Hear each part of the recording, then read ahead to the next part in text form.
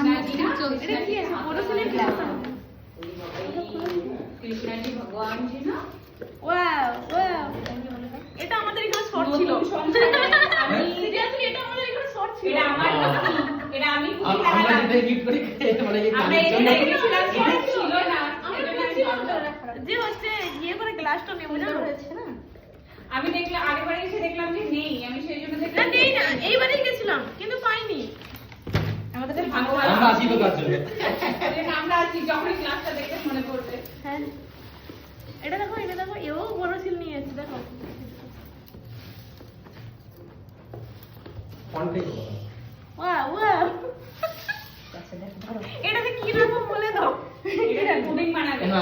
অনেক কিছু করবে তুমি আলাদা আলাদা করে ফুডগুলো